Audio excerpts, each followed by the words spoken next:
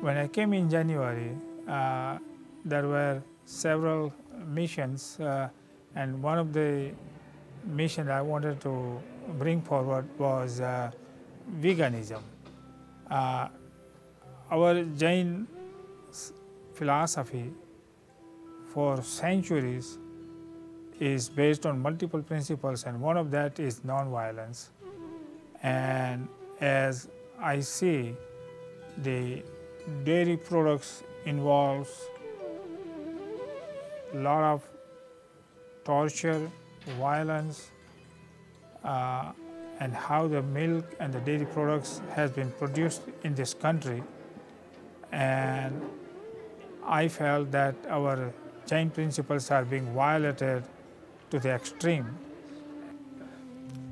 So our Jain Center of Southern California and the Executive Committee have decided in the March meeting that our center officially will become vegan by the end of this year, 2018.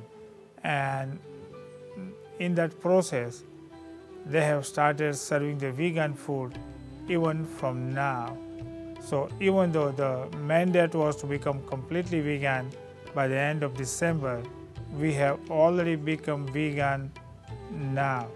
So all the Jain Center function and the JCSC assisted events that happens here will serve only vegan food. So actually we are 7 months ahead of our mandate and schedule, and I'm glad that we were able to accomplish that in a very short period of the time.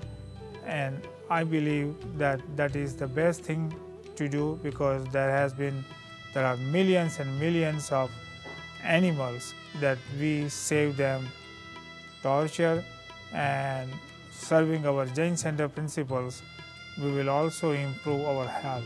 And I believe that our community will be a lot more serene and healthier, along with fulfilling our Jain principle.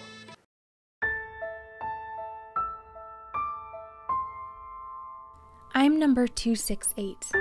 Well, that's the number they stapled into my ear when I was born on the dairy farm. I don't have a name, but today I'm going to share my story. I've heard that most people have been taught that we are these magical milk machines that live on rolling green hillsides, producing an endless supply of milk for people to enjoy. Well, that couldn't be farther from the truth. I want to share with you what my life is really like, and what it takes to get my milk into your glass. Okay, let me rewind to the beginning. When I was born, I had only a few hours with my mom before a man came and dragged me away from her. She let out anguished bellows from behind the metal bars that kept her from coming after me, watching in distress as they violently yanked my newborn body away. This is the first thing I experienced in life. Apparently they do this because I'm not allowed to continue drinking my mother's milk, and instead they package it up and they sell it to you. I was dumped into a tiny, isolated pen. Since I'm not allowed to drink my own mother's milk, they fed me a milk replacement formula, but they only came to feed me twice a day. For the first few months of my life, I was hungry and desperate to suckle most of the time. I didn't have room to walk, run, or play, to make friends. I was denied virtually everything that was natural. I was standing in my own waste, and I lived like this for 6 months until I reached puberty. As soon as I became fertile, life got much worse. Just like humans and other mammals, we only produce milk for our young, so we must become pregnant before we begin lactating. But while this may sound like a natural phenomenon, there's nothing natural about what happens in today's dairy farms.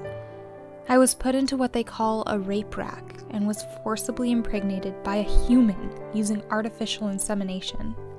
Like so many other females in the dairy industry, I was violated and exploited for my reproductive system. I was pregnant for 9 long months, and just like most mothers, when my baby finally came, I was overwhelmed with joy, love, and protectiveness. I cleaned him, nourished him with my milk, and we bonded immediately. His small body was snuggling against mine to keep warm in the night. He was perfect.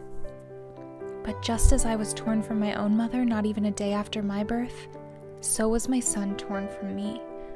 Of all the pain I had endured, this was the worst. I cried out, desperate to have my baby back in my protective care, but it was no use. I knew what would happen to him. Since he was male, he would never produce milk and was of little value to the dairy industry, so he would be sent to a veal farm. There, my baby boy would be confined so tightly that he could barely move. He'd be fed an iron-deficient diet until he became severely anemic. His muscles would atrophy, and after 3 or 4 months, he'd be killed. The flesh of my calf would then be sold as high-priced veal. As soon as my baby was taken away, I was hooked up to a mechanical milk machine that pumped the milk from my body, the milk that I made for my calf. I was milked twice a day for an entire year until I had little left to give. By that point, my udder was swollen and infected with something called mastitis. Lots of the cows around me had it, and it was incredibly painful. After that year, the traumatic cycle began all over again. I was again forcibly impregnated, and again suffered the heartbreak of losing another child, and again had to endure months of mechanical milking. This cycle continued every single year of my life until now. I'm just 7 years old, still an adolescent considering I can live to be 25 or 30 years. But I'm tired, I'm weak. My milk production levels are falling, and according to the men, I'm all used up and no longer profitable to the farm.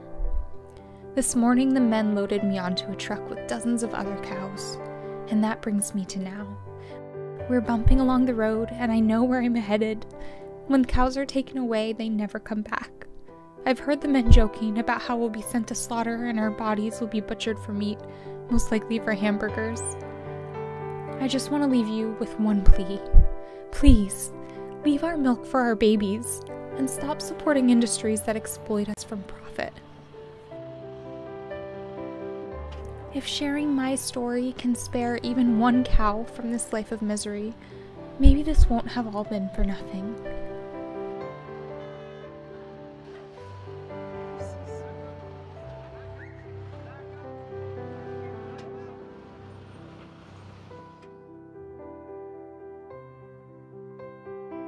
परमात्मा महावीर देवे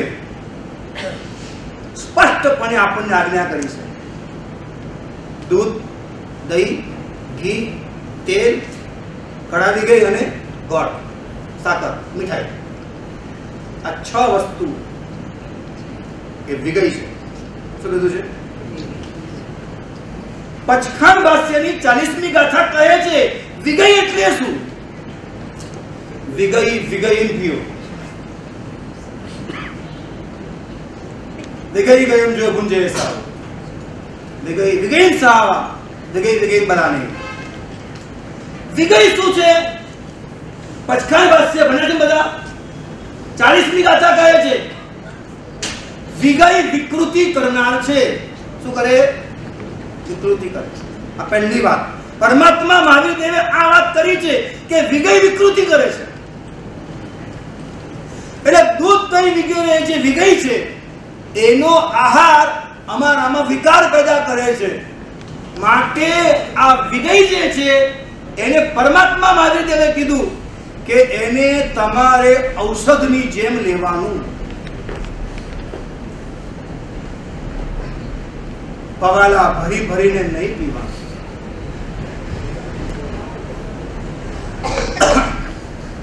પહેલી એક વાત સમજી લેજો. આ વિશ્વની અંદર સસ્તન પ્રાણીઓને જ દૂધ આવે છે અને એના બચ્ચા માટે આવે છે. કોના માટે આવે છે?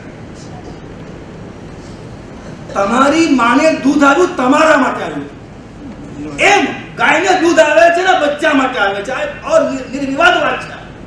કોના માટે આવે?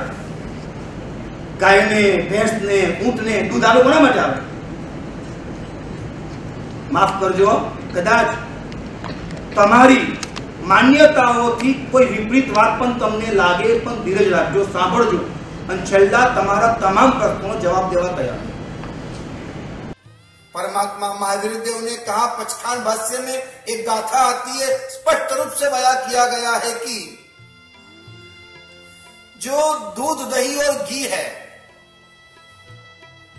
साथ में तेल और तली हुई चीज और गुड़, इन 6 चीजों को हमारे यहां विगई कहा गया है। विगई का मतलब है कि उसके 2 अर्थ किए हैं, विगई विगई प्रियो, विगई विगई जो बलाने, विगई जो है वो हमारे भीतर में विकार करती है, और विगई जो है वो हमें विगति यानी दुर्गति में ले जाती है। हम जब विगई का पोषण करते हैं तब वह विगई हमारे भीतर में विकार का निर्माण करती है, यानी हमारी जो साधकता है उसे दूषित करती है, उसमें बाधा पहुंचाती है।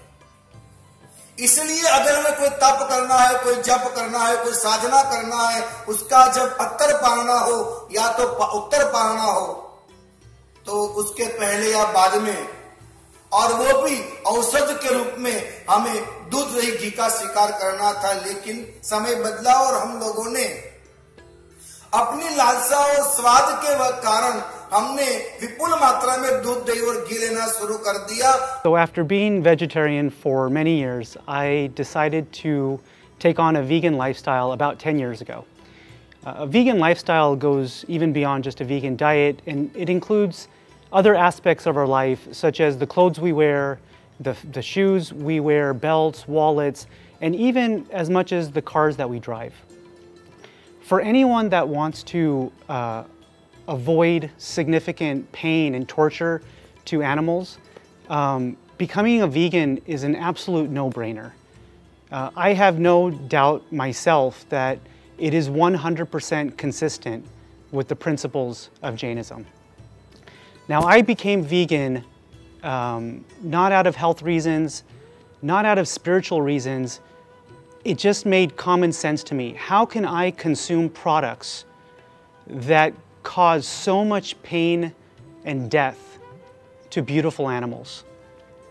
To make spiritual progress, I will need to see the world and even see myself in a different lens, kind of a different lens of truth. But I do believe that a vegan lifestyle is one that is important in having a foundation to make spiritual progress. The primary tenet of the Jainism is ahimsa, which is non-violence, and there are few others, including aste, which is non-stealing. And by consuming dairy, we're not only violating those 2 tenets of the Jainism, we become ruthless. Jain religion's pillar is daya. If we are not compassionate, je dil mein daya nathi, tya dharma nathi. And in today's industry, they have nothing but the extreme violence. And I'm sure all of us know about the fact of the exploitation and how they treat the cows in our dairy industry these days. During their lifetime, they go through constant agony and pain. Actually, dairy industries are even worse than the meat industry. Meat is a byproduct of the dairy. They milk the cow for 5 years, make money, and send them to the slaughterhouse. And that's why they're able to sell meat cheaper than most vegetables. All livestock in dairy farm is predestined for the slaughterhouse. They are just 2 sides of the same brutal coin. There is no religion or philosophy which explains the true ahimsa or jivdaya the way Jainism does. When we understand the true basis of jivdaya as Jains, we must develop respect for all living beings and practice the primary tenets of Jainism, which is ahimsa, and become true Jain. Just about under a year ago, I saw a video clip and it just happened to show up on my Facebook feed, and I just started watching it, and I saw, you know, it was all about the dairy industry. And when I saw for the first time with open eyes and an open heart what these animals, these cows, what happens to them in order for us to have milk and yogurt and cheese. When I heard the sounds of the mothers crying when their babies were taken from them, the sounds, the images, all of this was just kind of eye-opening for me. I think in factual terms I knew this, but I hadn't really watched it and seen it. And it was that day that I couldn't stop thinking about those animals, their victims. They have no choice. They harm nobody, and yet they are suffering, they are tortured, and they are put to death. So it was about a year ago that I made a decision that I was going to try to be vegan. And it's almost going to be a year in June, and I've been vegan, 100% vegan. And from that, I have 3 children. And I talked to my kids and my husband about why I felt like I wanted to avoid or not have dairy. And my kids said, okay, during Baryushin, they wanted to try to be vegan. Before they decided to try that, we watched some clips of what happens in the industry, and their hearts were touched, and they said, we want to try this. And since then, our family has become vegan. I feel just lighter knowing that I'm not hurting any living, or I'm not hurting those living beings. And I think I made a good choice. Now the question is, why not dairy? Well, there are a couple of reasons, but the first and foremost is non-violence. As Jains, we believe in non-violence or ahimsa. This is what Paramatma has told us. If you really want to be Jain, we need to understand what dairy industry does. Why not dairy? You just have to realize how the cows are treated in these dairy industries. They have been exploited so badly that if you really see with your own eyes how these cows are treated, what happens to their life cycle, you will not need anybody to tell you to become vegan. Many non-Jain people, many non-Indians are vegan. There are thousands are vegan, and most of them ask question to us. You are Jains, you believe in non-violence. You don't eat roots because, again, it's violence. And here, you consume dairy and it's okay by your religion, and they just don't get it. How can we eat and consume dairy products while we don't even eat roots? I've been vegan for about 10 years now. My journey started one day when I just learned how much pain and suffering has been exposed to these animals. It no longer is a world where you have happy cows roaming the grass and being milked when they have excess milk. The dairy industry today is made up of birthing, raising, and exploiting these cows for milk, and then once they're done with the milk or the use of the cows, they get sent to be killed. And so after learning all this, I just realized that I no longer wanted to be a part of any of those activities. I feel really happy being vegan. I feel good inside. I feel like every day the decision that I'm making to have a vegan meal makes me feel good that I'm not inflicting any pain and suffering to any other living being. And I feel proud that I am practicing the principle of ahimsa as much as I possibly can. We see a lot of patients that are converting vegan, and we always ask them what inspired you to become vegan. Some of them will say, oh, it's because of my health, but most of them, they tell us, oh, it's because I don't like to see the animals being treated like that, and that's their main reason. And I feel like, wow, they are so Jain from inside, even if they are not brought up in Jain family. Hi, my name is Serena, and I am 8 years old. I became vegan 6 months ago. Some advice that I have is to just do it. Once you do it, it will make you feel better and you won't lose out on anything. I'm Anjali Kale. I'm 13 years old and I've been vegan for 9 months. I became vegan because I didn't want to cause any harm to any animals. Some advice is to just go for it, because once you do, you'll feel really great about your decision. Hi, my name is Isha Kale. I'm 11 years old and I became vegan 9 months ago. I decided to become vegan because I don't like hurting animals. My name's Anissa. I'm 11 years old and I've been vegan for 9 months. I like being vegan because I know that one more animal is not getting killed because of my decision. Some advice I would give to kids my age about being vegan is I think that they should just do it because later on they'll feel good about their decision.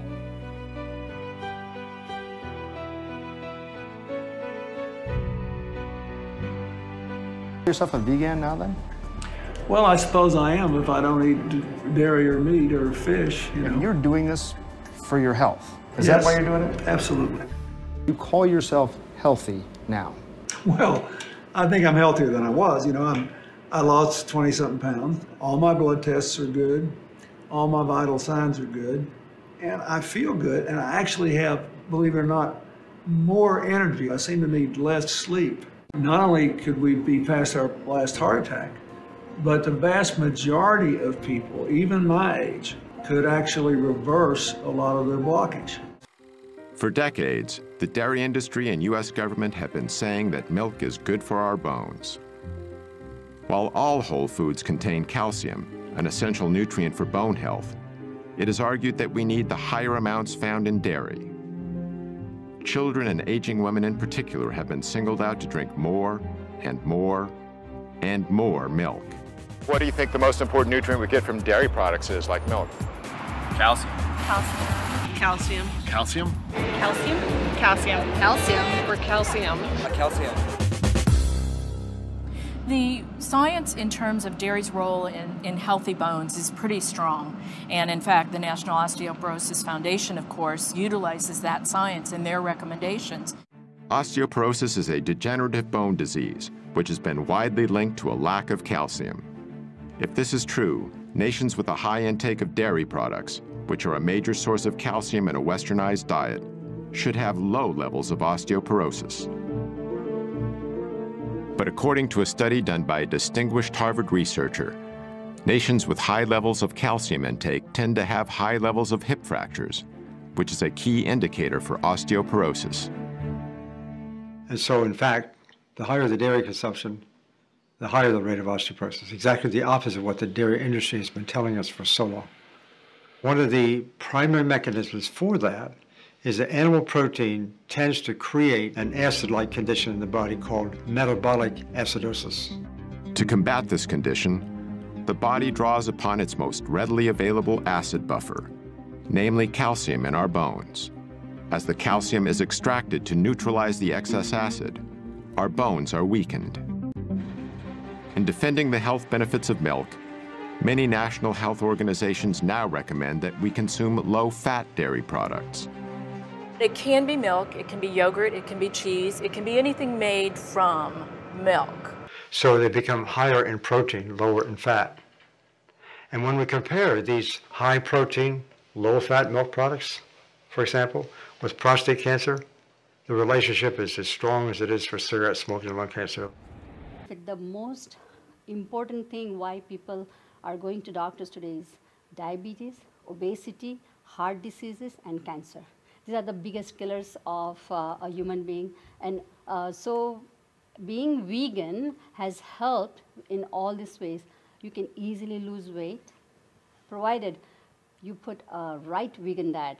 So there are people who say, oh, I eat only chips and I'm vegan. But that's not true. It has to be a very well-balanced vegan diet. In that sense, buy food that is around the grocery store, not in the middle of the grocery store where everything is packaged. So greens and nuts and fruits and all those things. And so most important is weight loss. It really helps lose weight and maintain the weight at a lower level. Helps with the heart diseases. Also helps with most of the cancers. The most 3 cancers that kills men is breast cancer, the prostate cancer, and the colorectal cancer. Colorectal cancer is #1 cancer in Western world, but being vegan, it helps avoid colorectal cancer. So that is another benefit. Weight loss, heart disease, hypertension, cancers, diabetes. And with all this, diabetes, the biggest killer, the slow killer of the human being is diabetes. And we are seeing a lot of people now with obesity leading to diabetes, but being vegan helps them control diabetes much, much better than otherwise. And just want to add a couple of things which current young generation can relate. There are celebrities, for example, Brad Pitt, Beyonce, Jennifer Lopez, and including also President Bill Clinton, and many more. They have turned vegan. And as you know, these are all very accomplished, intelligent, smart people, why did they make this choice? There must be something that they experience in their life that turned them vegan. And it is actually, in my opinion, it's much harder for somebody who is not vegetarian turning vegan versus somebody who is vegetarian going to veganism is, in my opinion, it's not that hard. However, so I really admire people who do this 180-degree turn. So it is really admirable. Another thing is nowadays, because of easy accessibility on social media, if you simply put vegan diet, you're going to get hundreds of articles. You can look through that. And what we wanted to cover was people would be, of course, concerned about protein, calcium, iron, other vitamins. I will guarantee you there are foods that you can take under vegan diet. It will provide you with all the necessary ingredients, minerals, vitamins. So not to worry, you may need to do research on your own, and you will feel more proud about yourself when you do research and follow it, you would feel good about it. And another thing, according to Jainism, we do Iambil, and Iambil contains no milk product at all. And people who do Iambil, they can live more than 100 years. That's so proven. So we are not lacking in any vitamins or minerals or calcium if we really follow the Jain diet and also vegan diet. I think it is unfortunate that, unfortunately, the original milk is meant for the calf, not for the cow. And so I read somewhere that said, if you can take the calf's milk for your baby, can you give your milk for the calf? When you can do that, that's exactly when you are a real human. But I think we cannot do it. We can't even give to some other baby. How can we give it to the calf, right? So how can we take away milk from some calf, which belongs to the cow's milk belongs to the calf, and mother's milk belongs to the baby. So I think another unfortunate thing that I was researching as to what is the source of vitamin D in the milk, and it is lanolin, which is the fur from the sheep. And what it is ideally when they remove it, their fur, it has a coating of fat, and that is what is the source of vitamin D. They can remove it without killing the sheep, but what they're saying is vitamin D is a byproduct in the sense that they use sheep for the meat, and then the skin is left, so they take the skin off and use the fur or the skin to make vitamin D. So ideally, it is not vegetarian. The fortified milk is not vegetarian. So the soy milk that I use also is not fortified. I don't use vitamin D fortified soy milk. You get it in Trader Joe's. I buy soy milk which is organic, and it has only soybeans and water. It doesn't have any additives. And so and I can make even yogurt out of it, similar way as we make yogurt with the regular milk. So I don't miss out on yogurt either. So there are other ways to kind of replenish, and I make all my sweets with oil, and so it's easy to replace it. It just takes time to adjust and time to learn different things, but once you learn, it is possible.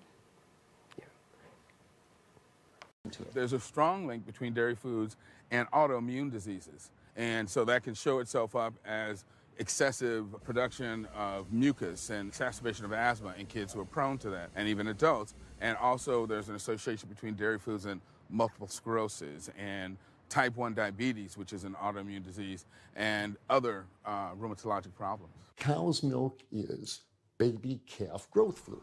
That's what the stuff is. There's absolutely no child or human on earth who actually needs the milk of a cow any more than they need the milk of a giraffe or a mouse. Most people in the world are lactose intolerant. I mean, that's the normal state of affairs. Why would your body create this enzyme to digest lactose after weaning, after infancy? It doesn't make any sense. 73% of African Americans are lactose intolerant, 95% of Asians, roughly 70% of Native Americans, and about 53% of Hispanic Americans are lactose intolerant. Our government is encouraging Americans of color to eat foods that it knows is going to make them ill. Ultimately, what that boils down to is the government is telling me as an African American to eat food that's going to make me ill for no health benefit so that it will benefit dairy farmers. as a form of institutionalized racism. Yeah, milk is a risky food for human consumption. As a pediatrician, I see on a daily basis children suffering from conditions that are linked or associated to dairy consumption, such as eczema, acne, constipation, acid reflux, iron deficiency, anemia. Cow's milk protein is the most allergenic food. People say, well, no, I want hormone-free, not injected with bovine growth hormone. But milk is this hormonal fluid, so it's just packed with sex hormones and natural sex steroid hormones like estrogen, progesterone. In fact, doesn't matter if it's conventional milk, doesn't matter if it's organic milk. Milk without hormones, that's an oxymoron. Organic dairy has just as much saturated fat and cholesterol and galactose and all the things that you don't want as conventional dairy. Dairy products in general have a lot of other products associated with it, not the least of which is pus. I mean, they actually have laws limiting how much pus you can actually have in a milk and still sell it. I believe it's like 750,000 pus cells per cc. Because, I mean, you wouldn't want too much pus and it'd be like pure pus. People might object. Any cancer is caused by a DNA mutation, but that's not enough. So that can cause that first cancer cell, but one cancer cell never killed anyone. 2 cancer cells never killed anyone. But 1 billion cancer cells, now we're running into problems. So we need to reduce the growth factors in our body, like IGF-1. Insulin-like growth factor 1 is this cancer-promoting growth hormone involved in every stage of cancer cell growth and spread and metastases.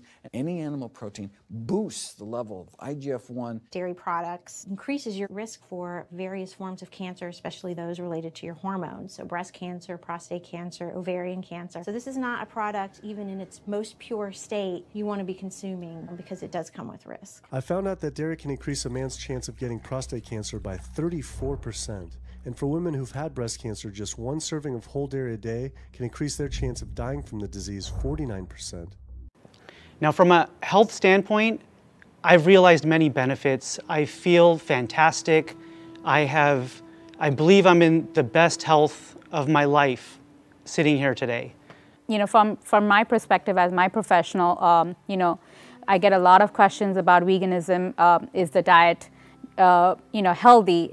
Becoming vegan, am I going to get enough nutrients? Am I going to be deficient in it? So I just wanted to throw a little bit light and debunk a little bit of myths that people have about vegan diets and just being vegan in general. So first common question, and it's a genuine question that I always get, is that am I getting enough protein by being vegan? So the answer is yes, you do get enough protein.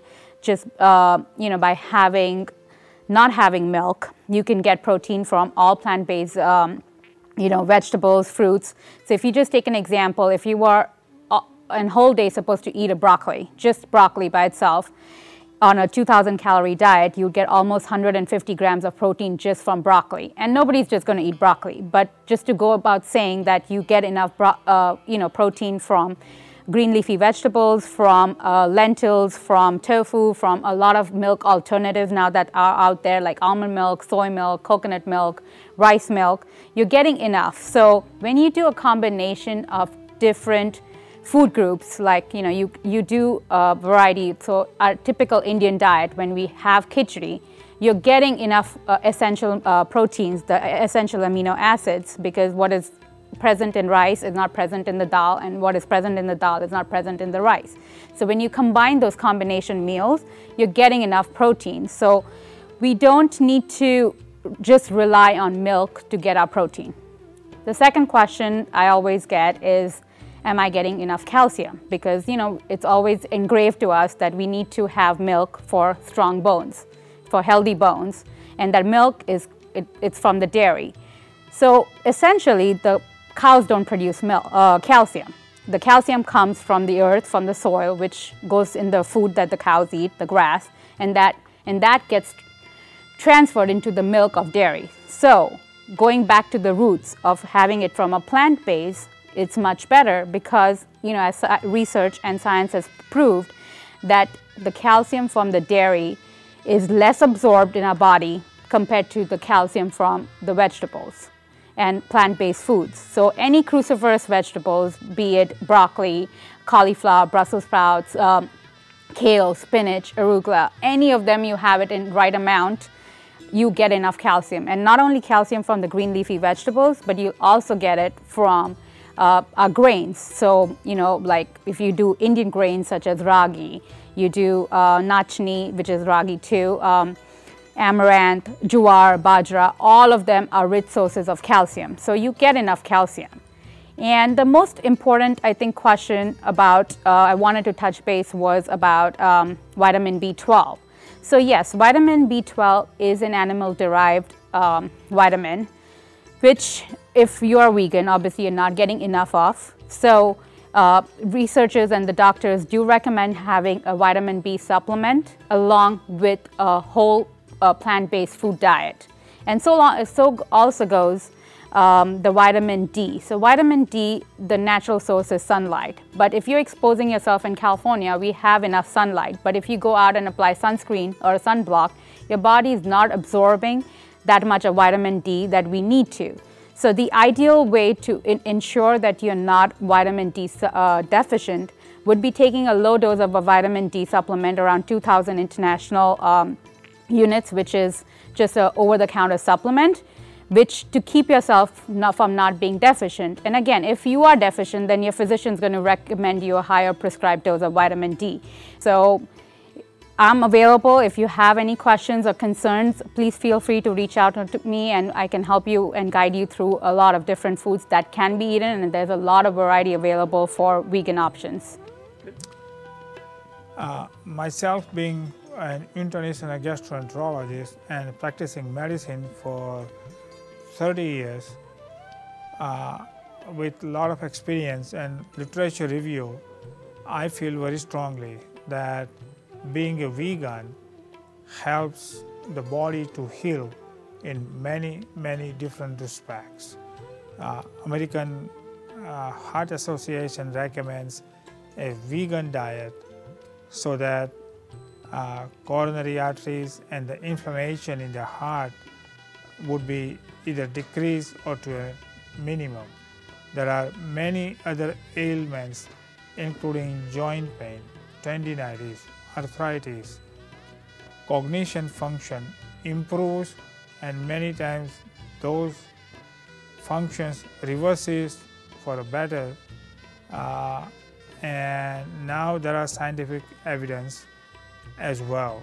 We have many other prominent figures, including President Clinton, many NFL players. They recommend vegan, and they actually have become vegan, and their health has improved considerably. And I can say the same thing from my personal experience, that since last 3 years that I have become vegan, I have improved my health considerably as well. Thank you very much. Hi, I'm Sapan Doshi and I'm 20 years old. Now, I'm not vegan. I started working on this project 2 weeks ago when I was asked to help with this project. And over the past 2 weeks of hearing about a vegan diet and the positive effects of being vegan, I've began to consider and am planning on being vegan at least for the next week and experiencing what it is like to be in my lifestyle. And based on that, make that positive change in being a good Jain and following a better diet and ensuring that this planet is a more sustainable place, doing my part to help this community and help this world be sustainable for the future generations to come. After following the Jain vegan diet for over 10 years, I can tell you that it is not difficult at all, and you feel so good that nothing goes in your stomach which has come at the cost of Panchindra Jeev's constant and crucial pain and life. There are many convenient and delicious substitutes available for all sorts of dairy products. I know we Jains are compassionate and will do the right thing for our soul and inspire others to do the same thing. If I can be reached at any times, if anyone needs any help to get rid of the dairy. Good luck. Jai Jinendra. Practically speaking, being vegan is really very simple. There's fantastic alternatives for all the foods that you love, for all of the things that you like to wear. There's fantastic alternatives. I don't feel like I've given up anything in being vegan, and I've gotten so much more out of it. If you need any suggestions on alternatives, please find me and ask. Good luck on your journey. Thank you.